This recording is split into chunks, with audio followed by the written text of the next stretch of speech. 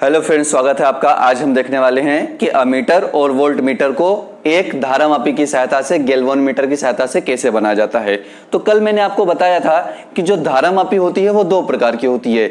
एक होता है किलकित कुंडली धारामापी और दूसरा होता है निलंबित कुंडली धारामापी। निलंबित कुंडली धारामापी के अंदर जो कुंडली होती है वह एक सस्पेंडेड पॉइंट से लटकी हुई रहती है और उसके आसपास चुंबकीय क्षेत्र रहते हैं, जबकि किलकित कुंडली धारामापी जो कुंडली होती है किन्हीं दो कीलों के बीच टांग दी जाती है या बांध दी जाती है और ये स्वतंत्र रूप से यहाँ पे घूमती रहती है। जितना भी धारा इसके अंदर प्रवाहित होती है उसके अकॉर्डिंग इस कुंडली पर जितना बल लगता है, धारा के कारण जितना इसके अंदर बल लगता है चुंबकीय क्षेत्र से, उसके अकॉर्डिंग उसके अंदर जो टॉर्क होता है वो क्रिएट होता है और ये मूवमेंट करती है।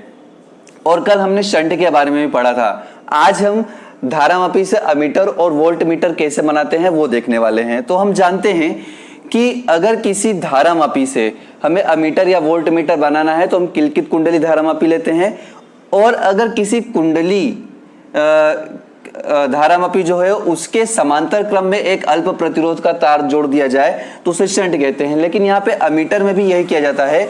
एक अल्प प्रतिरोध का तार अगर किसी धारामापी के समांतर क्रम में जोड़ दिया जाता है तो वो जो पूरी कॉम्बिनेशन हमारे पास आती है धारामापी प्लस शंट के साथ, वो एक अमीटर की भांति कार्य करती है। और अमीटर कितने परास का बनेगा वो डिपेंड करता है शंट पर और उसमें प्रवाहित धारा जो जी के अंदर हो रही है उस पर। अब यहाँ पे हम देखते हैं कि एक जी हमने ले रखा था, एक धारामापी, और इसके समांतर क्रम में अल्प प्रतिरोध, लो रेजिस्टेंस का वायर, लो रेजिस्टेंस अल्प प्रतिरोध का तार, कौन से क्रम में? समांतर क्रम में।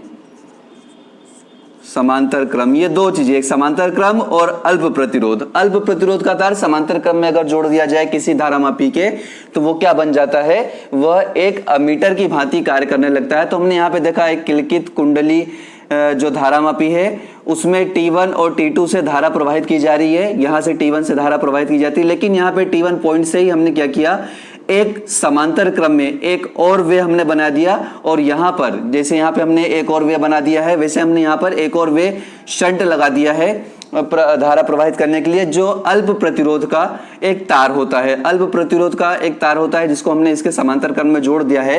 तो ये जो पूरी व्यवस्था आपको दिखाई दे रही है, इस प्रकार की अमीटर की कुछ व्यवस्था होती है जो किलकित कुंडली धारामापी से बनाई जाती है। अब इसके अंदर दो तीन चीजें होती हैं जो हमें ध्यान रखनी पड़ेगी। पहला कि इसके अंदर जो शंट होता है उसका प्रतिरोध क्या होता है और जो IG का मान होता है वो क्या होता है। तो हम जानते हैं यहाँ पे ओम के नियम से कि कुछ धारा I जो है, I का कुछ भाग जो IG है वो धारामापी G के अंदर प्रवाहित हो रहा है, और IG धारा इसके अंदर प्रवाहित हो गई तो ये शंट जो होगा इसके अंदर कितनी धारा प्रवाहित हो रही है? जो कुल I था उसमें से IG को माइनस किया, मतलब I माइनस IG धारा शंट में से प्रवाहित हो रही है। तो ओम के नियम से IG क्या है? यहाँ पे धारामापी का प्रतिरोध है, और दूसरी तरफ I माइनस IG और ये हो जाएगा S। तो V इक्वल टू IR और ये IR की तरह हम यहाँ पे ओम के नियम से समझ सकते हैं। तो यहाँ पे ओम का नियम V इक्वल टू IR ही लगा हुआ है, लेकिन यहाँ पे जो भी प्रतिरोध के और धारा के जो भी यहाँ पे साइन दे रखा है वो हमने यहाँ पे लगाया है। अब यहाँ से अगर हमें शंट में प्रवाहित धारा ज्ञात करनी है तो शंट में प्रवाहित धारा जो S होता है वो क्या होता है? तो यहाँ से अगर मैं S का मान निकालूं तो S का मान आएगा आपका IG upon I minus IG। ये जो होता है ये शंट में शंट का प्रतिरोध होगा। यहां से अगर हम IG निकालना चाहें, अगर हम IG का मान निकालना चाहें तो हमारे पास जो IG का मान होगा वो IG बराबर क्या होगा? I माइनस IG अपॉन यहां पर ये हो जाएगा G, और ये पूरा क्या हो जाएगा यहाँ पे S हो जाएगा। ये IG का मान हो गया, ये शंट का मान हो गया। और तीसरा अगर हम यहाँ पे देखें कि जो इस पूरे परिपथ का जो यहाँ पे धारामापी और जो यहाँ पे शंट हमने जोड़ रखा है अल्प प्रतिरोध का तार, इसके कारण इस पूरे धारामापी का जो प्रतिरोध होगा वो क्या होगा? तो हम जानते हैं कि समांतर क्रम में जब प्रतिरोध जुड़े होते हैं तो क्या होता है? 1/RA अमीटर का प्रतिरोध 1/G प्लस 1/S। तो ये हो जाएगा RA बराबर GS upon G plus S। तो ये तीन चीजें जो मैंने आपको बताई, धारामापी का प्रतिरोध, धारामापी में प्रवाहित धारा और शंट का जो प्रतिरोध होगा वो कैसे हम फाइंड कर सकते हैं, वो इसके अंदर हमने पढ़ा। अब इसके बाद हम आगे बढ़ते हैं। धारामापी अमीटर का तो हो गया, अमीटर के बारे में हमने पढ़ लिया। अब इसके अंदर जो मैंने तीन चीजें जो मैंने बताई वो जरूर याद रख लेना आप, SIG और ये RA जो अमीटर का प्रतिरोध होता है। अमीटर में जो धारामापी होती है उसके अंदर प्रवाहित धारा का जो मान होता है ये वाला जो है इतना, और ये जो मैंने आपको बताया ये चीज, ये तीन चीजें आपको अच्छे से मालूम होनी चाहिए क्योंकि इनके बेस पर ही न्यूमेरिकल भी पूछे जाते हैं। अब हम आगे बढ़ते हैं वोल्ट मीटर पे। अब वोल्ट मीटर क्या होता है? वोल्ट मीटर भी जो किलकित कुंडली धारामापी होती है, उस कुंडली जो धारामापी है उसकी कुंडली के समान श्रेणी क्रम में एक उच्च प्रतिरोध का तार। कौन सा तार? दो चीजें यहां पे वापस मैं लिख देता हूं, हाई रेजिस्टेंस वायर, उच्च प्रतिरोध का तार। कौन से क्रम में? श्रेणी क्रम में। उच्च प्रतिरोध का तार श्रेणी क्रम में। हाई रेजिस्टेंस वायर को हम यहां पे क्या कर रहे हैं? सीरीज कॉम्बिनेशन में, सीरीज, और यहां पे हमने क्या लिखा था? पैरेलल। सीरीज कॉम्बिनेशन में अगर जोड़ दिया जाए तो यहां पे जो किलकित कुंडली धारामापी है वह एक अमीटर की भांति कार्य करने लग जाएगी। तो यहां पे देखिए आपको T1 और T2 दो ध्रुव दिखाई दे रहे हैं, लेकिन ये जो कुंडली है इस कुंडली के श्रेणी क्रम में ही हमने यहाँ पे RH एक उच्च प्रतिरोध का तार जोड़ के फिर यहाँ पे हमने T2 क्या बनाया? दूसरा एंड बना रखा है।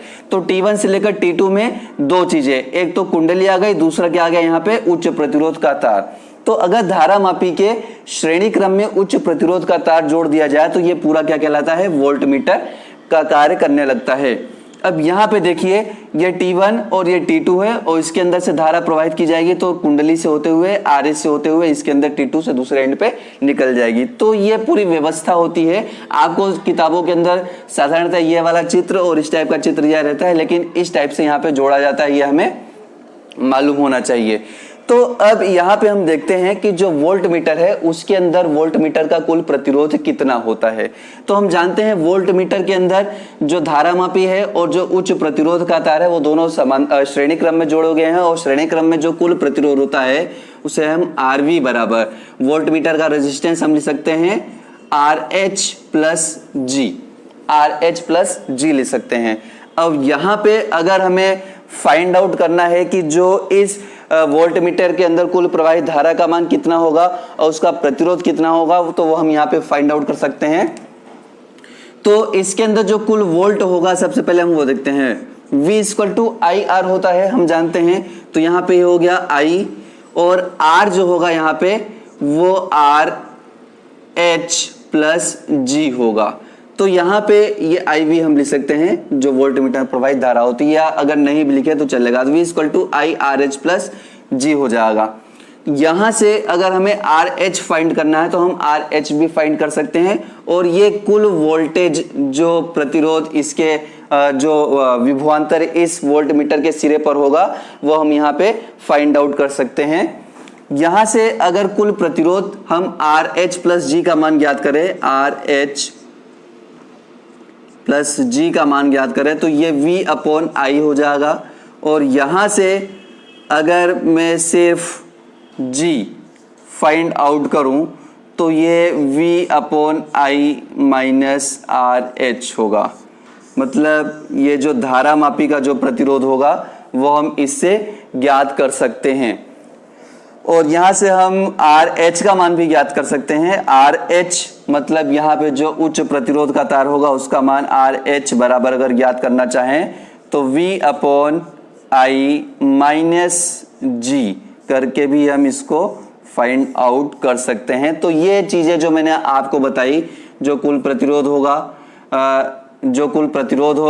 जो कुल वोल्टेज होगा वोल्ट मीटर के सिरों पर, और जो धारामापी का प्रतिरोध होगा, और जो यहाँ पर हमने उच्च प्रतिरोध RH जो वायर जोड़ रखा उसका जो मान होगा वो हम यहाँ पे फाइंड आउट कर सकते हैं। इससे हम न्यूमेरिकल जो होते हैं उसको आसानी से सॉल्व कर सकते हैं। तो इस वीडियो में हमने देखा कि एक धारामापी को अमीटर और वोल्ट मीटर में कैसे बदला जाता है, और अगर हम बदलते हैं तो उस समय अमीटर और वोल्ट मीटर में उनका प्रतिरोध, कुल प्रतिरोध, वो जी के अंदर प्रवाहित होने वाली धारा, मतलब जो धारामापी होती है उसके अंदर प्रवाहित होने वाली धारा क्या होता है, और धारामापी का जो प्रतिरोध होता है अगर वोल्ट मीटर के अंदर, और जो यहाँ पे RH का प्रतिरोध है वो अगर याद करना हो तो इस डेरिवेशन के हमने सीखा है। तो इस वीडियो को जितना हो सके उतना लाइक कीजिए, शेयर कीजिए, सब्सक्राइब कीजिए, अपने दोस्तों को जरूर बताइए, उनके साथ जरूर शेयर कीजिए। तब तक के लिए जय हिंद।